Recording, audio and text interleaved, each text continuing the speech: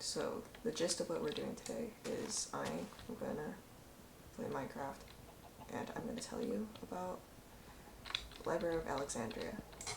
So since I have no idea how to properly talk to people when I'm not forced into it, I am just gonna make a YouTube video because that's how you get around things.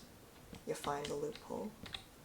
You figure things out as you go along, and then you'll probably fail, but that's okay. You can cry about it later. So pretty much the gist of what I'm gonna do is I am gonna write a book every episode about a certain event in history, and then eventually we'll have the Library of Alexandria, which, not that big of a deal, but it'll happen. Alright, let's just check on how long we've been recording, and it has been 20 minutes, and I have not said a single word throughout this entire video. We're doing amazing. We're doing just amazing. This is amazing. But today we're going to be talking about the Great Library of Alexandria, which, to be fair, I only found out about it through Civilization 3.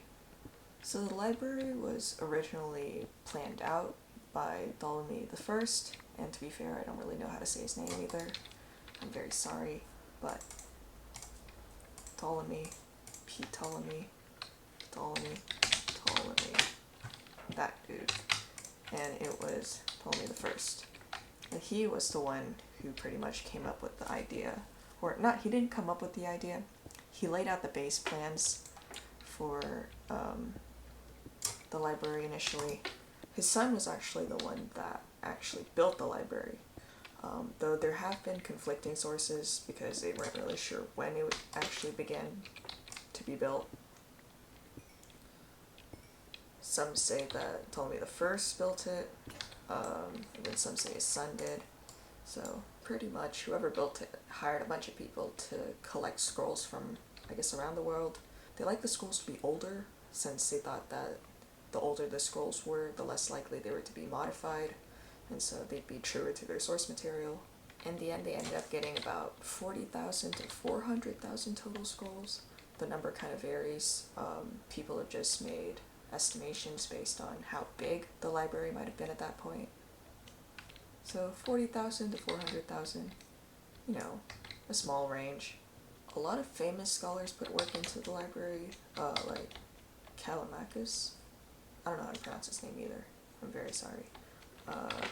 Callimachus, who was, I think, the first person to make library catalogs. There was also the dude who wrote Argonautica. I think his name was Apollonius or something.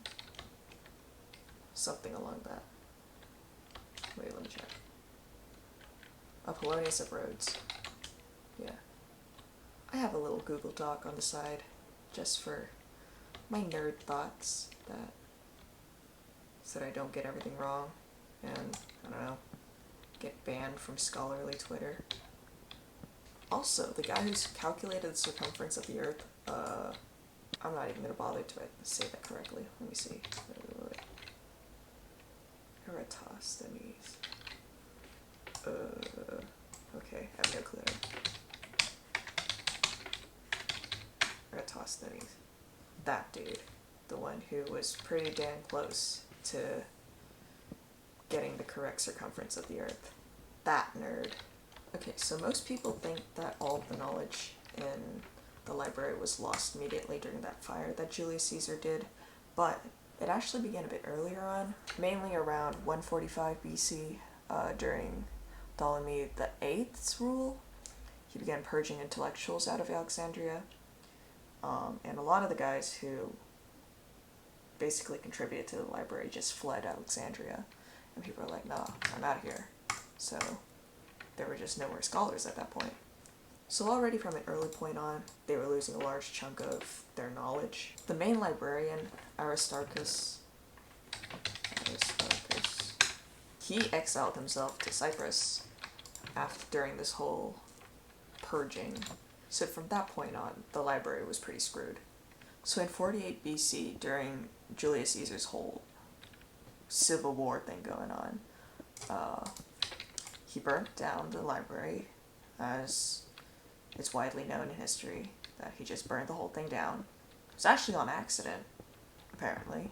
There's a theory that not all of the library was burned down, that there was some left over, and they just rebuilt from that.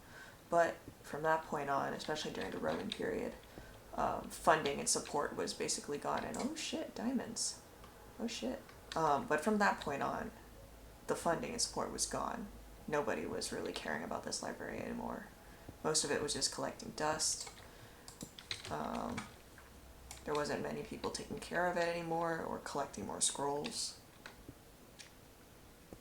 There's more diamonds. Oh my god. Look at me. Maybe history does get me some things. Okay. During a rebellion in... what year was it? Oh, it was between 270 and 275 AD that there was a whole rebellion going on in Alexandria. And it was an uprising. And the imperial class, in a counterattack, went and burned down the rest of the library. Or, if there was any of it remaining, the rest of it was destroyed, especially during this point. After the last of it was destroyed, it wasn't ever really rebuilt.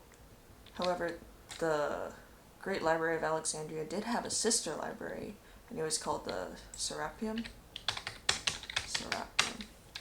That library, which was commissioned by Ptolemy the Third, I think it was the third. It was one of the Ptolemies, which isn't very helpful because there was quite a lot. But he was the one who'd commissioned the sister library, so kind of similar to it. And that one did survive the rebellions and the attacks and the burnings, but ultimately it wasn't actually like a library per se. It wasn't the same as the actual library of Alexandria because it didn't actually hold scrolls. It was mainly like a rendezvous point for scholars and philosophers to just have meetings, I suppose. But then, 391 AD, the Pope decided to vandalize and destroy the entire place. So that was gone as well. But at that point, it was, still a rendezvous point. It didn't have anything inside it.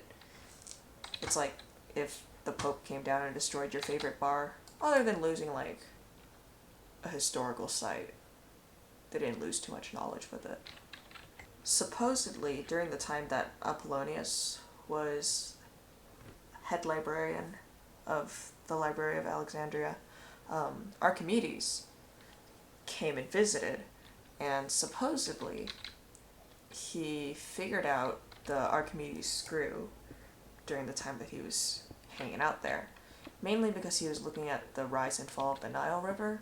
This is all supposedly. We don't actually have a solid source.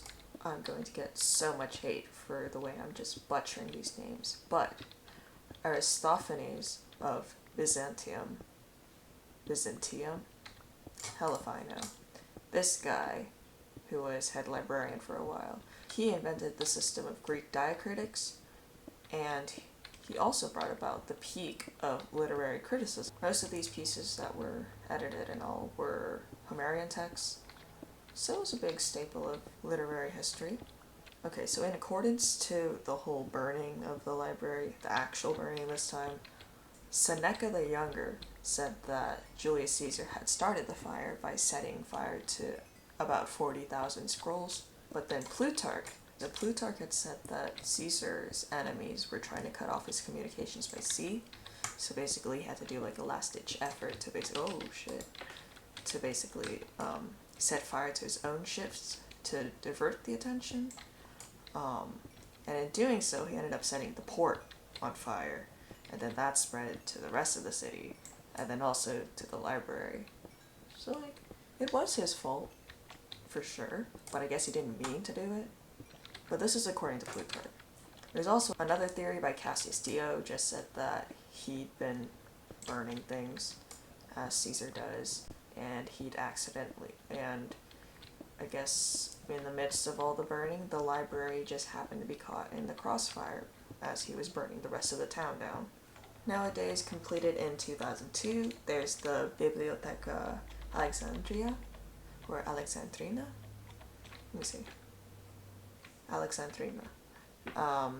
which is built in commemoration of the original Library of Alexandria, and it's now, I think, a public library.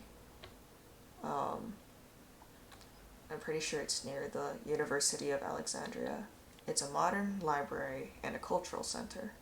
Some fun facts about the library now. Demetrius of Phaleon was the one who'd initially gone to Ptolemy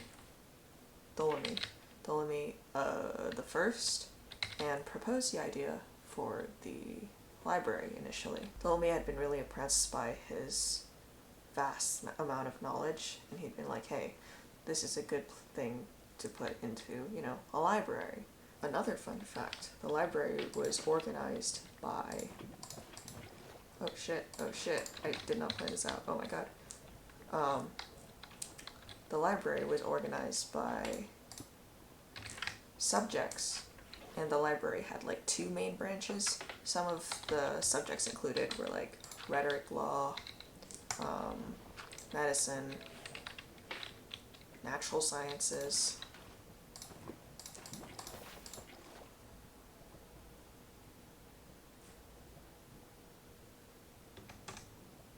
I'm a bit of an idiot. Scrolls for the library were acquired through Athens and Rhodes, which were 2 of the main points of trading in the Mediterranean at the time, and these scrolls were taken mainly through copying or confiscation. 1, 2, 3, 4, 5, 6, 7, 8. Bro, I did not pass maths. Scholars use the library to make categories of ancient Egypt's history, and they organize it into 30 dynasties, and we still use that to this day to study Egypt's ancient history. Using the library, they also had the first translation of the Hebrew Bible, and this Hebrew Bible was called the Septuagint? Oh boy, I butchered that. Let me see. Nope, I also spelled that wrong. Septuagint. There. No idea how to say that correctly, and I'm very sorry, but another fun fact about the library is that it was actually part of a larger project called the Museum, which was dedicated to the 9 Muses. The earliest reference to the foundation of the library was between 180 and 145 BC in Letter of Aristeas. I'm not going to bother. However, most modern scholars agree that this was actually a pretty late reference to the library, and that most of the information included in the Letter of Aristeas was incorrect. So, sucks to suck.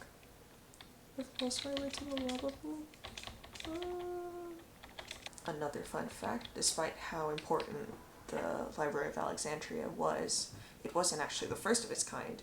There are also many similar structures in Greece and the Middle East. A lot of the languages included in the library to be found were Greek, Egyptian, Hebrew, and even some Buddhist texts, which were found through trade. Alright, so I finished writing the book, so let's just go through it as a recap for this episode today, and we'll call it a day. So, the Great Library of Alexandria. Demetrius of Phalerum brought the initial idea to Ptolemy I, who established base plans for the library. It's believed that the library began construction during the reign of Ptolemy the First's son, Ptolemy II. However, the planning out was attributed to Ptolemy I. During its time, about 40,000 to 400,000 scrolls were kept in its archive. The exact number is still unknown. Some even say it could go up to 700,000. Contributors to the library included, it's time for me to butcher these names again, Eratosthenes of Cyrene, Zenodotus of Ephesus, Callimachus, Apollonius of Rhodes, Aristophanes of Byzantium,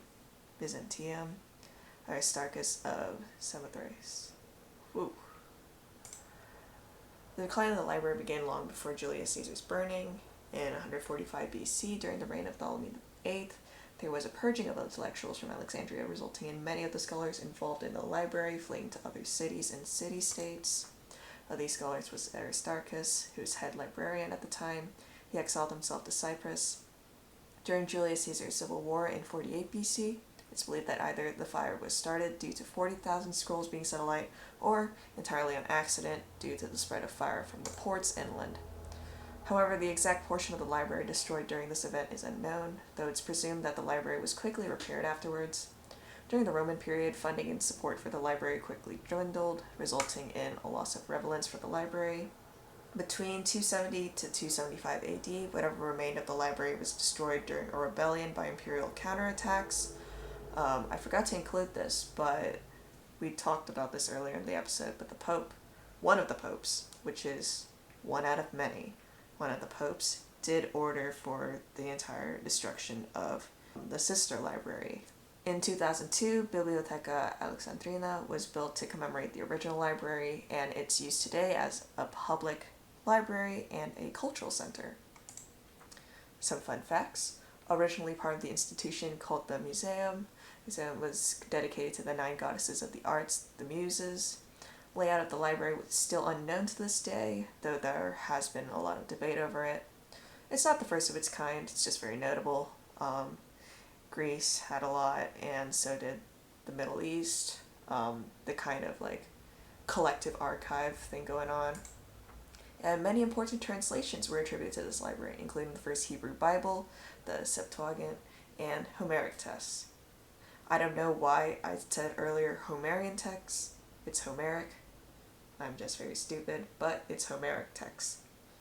And anyways, we are just going to title it Library of Alex because I can't write more than that, but Alex, you're very important now. So yeah, that's it for today's episode. Good morning, good night, good afternoon. Have a nice day. I love you. And that's it.